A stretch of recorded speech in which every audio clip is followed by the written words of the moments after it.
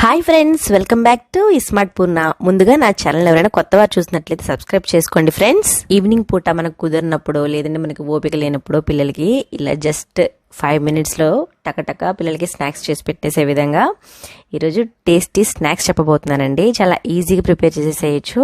చిన్నపిల్లలు చాలా ఇష్టంగా తింటారు, అలాగే మనకు ప్రిపేర్ చేయడం కూడా చాలా ఈజీ. సో వీడియోలోకి ఎంటర్ అయిపోదాం.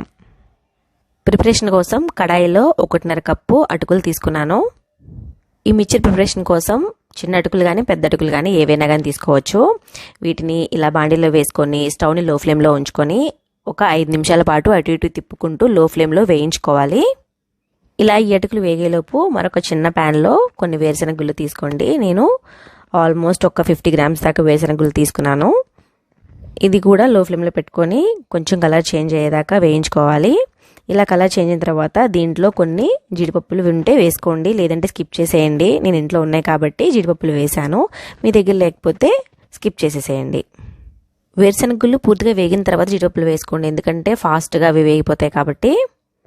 ఇలా వేగిన వేరుశెనగ గుళ్ళని పక్కన ఉంచుకోవాలి, చల్లారనివ్వాలి. అటుకులు ఇలా చిన్నగా అయిపోతున్నాయి చూసారా, వేగిన తర్వాత కొంచెం ఇలా కలర్ చేంజ్ అవుతాయి, అలాగే చిన్నగా కూడా అయిపోతాయి. అప్పుడు మనం 1 టేబుల్ స్పూన్ కుకింగ్ ఆయిల్ వేసుకోవాలి. ఇలా కుకింగ్ ఆయిల్ వేసుకున్న తర్వాత ఇంకొంచెం సేపు అంటే ఒక 2 minutes వేయించుకుంటే సరిపోతుందండి. ఇదిగోండి ఇలా కలర్ చేంజ్ అయిన తర్వాత తీసి పక్కన ఉంచుకోవాలి. ఇది కూడా పూర్తిగా చల్లారిపోనివ్వండి, అప్పుడు క్రంచీగా అవుతుంది. ఇలా వేయించుకునే అటుకుల్ని కొంచెం పెద్ద గిన్నెలోకి తీసుకోండి. చల్లారిపోయిన తర్వాత కరకరలాడుతూ ఉంటాయి ఇవి.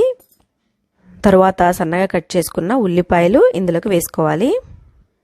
నేను ఒక చిన్న మీడియం సైజ్ ఉల్లిపాయ తీసుకున్నానండి, తీసుకుని ఇలా సన్నగా కట్ చేసుకుని వేసుకున్నాను.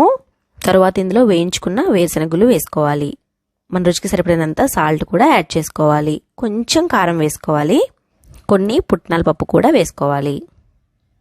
ఇలా అన్నీ వేసుకున్న తర్వాత కొంచెం నిమ్మరసం కూడా వేసుకోండి. నేను 2 టేబుల్ స్పూన్స్ దాకా వేసాను. మీకు ఇంకొంచెం పులుపు కావాలంటే ఇంకొంచెం జ్యూస్ యాడ్ చేసుకోవచ్చు. ఇప్పుడు మళ్ళీ మన ఆడవాళ్ళ పంటను చూపించాలి.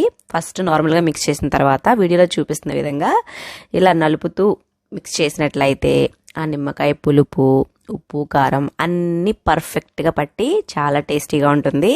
సింపుల్ స్నాక్ అయినా కానీ పిల్లలకి చాలా చాలా నచ్చే స్నాక్ ఐటమ్ అండి. తప్పకుండా మీరు కూడా మీ ఇంట్లో ట్రై చేయండి.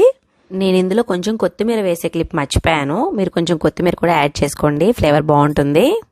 ఈ వీడియో మీకు నచ్చినట్లయితే తప్పకుండా లైక్ చేసి మీ ఫ్రెండ్స్ అండ్ ఫ్యామిలీ మెంబర్స్కి ఈ వీడియోని షేర్ చేయండి. అంతేకాదు నా వీడియోస్ చూస్తూ ఉండండి. Thanks for watching.